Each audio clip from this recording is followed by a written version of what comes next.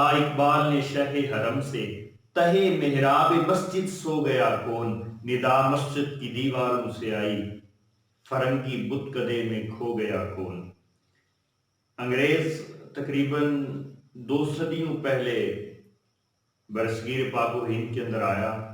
اور لگ بھگ 1 صدی یہاں پہ قابض رہنے کے بعد یہاں سے چلا گیا، لیکن جانے سے پہلے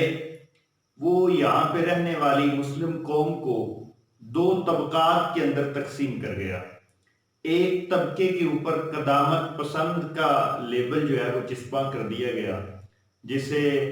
آج کے دور کے اندر دیندار طبقہ کہا جاتا ہے، اور دوسرے طبقے کو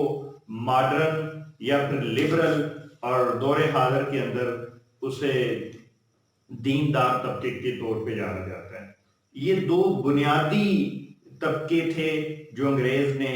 برصغیر پاک و ہند کے اندر بسنے والے مسلمانوں کے اندر بنائے، اور پھر ان دونوں طبقات کو ایک دوسرے کے مد مقابل کھڑا کر دیا گیا، اور یہ دونوں طبقات اپنی ذاتی انا اور اپنے ذاتی جذبات کی تسکین کی خاطر ایک دوسرے کے ساتھ ایک طویل عرصے سے دست و گریباں ہیں، اور ایک دوسرے کے اوپر تان و تشنیع کے تیر چلانے کے سوا کچھ بھی نہیں کرتے۔ جو پہلا گروہ ہے وہ اس بات پہ نازاں ہے کہ میں نے روایات کا پاس رکھا ہوا ہے، لیکن اس بات سے قطعی طور پہ بے خبر ہے کہ میری نادانستگی کی وجہ سے میرا قومی وقار مجروح ہوتا چلا جا رہا ہے، جبکہ دوسرا طبقہ جسے دنیا دار یا پھر ماڈرن اور لبرل کے نام سے موسوم کر دیا گیا ہے، وہ طبقہ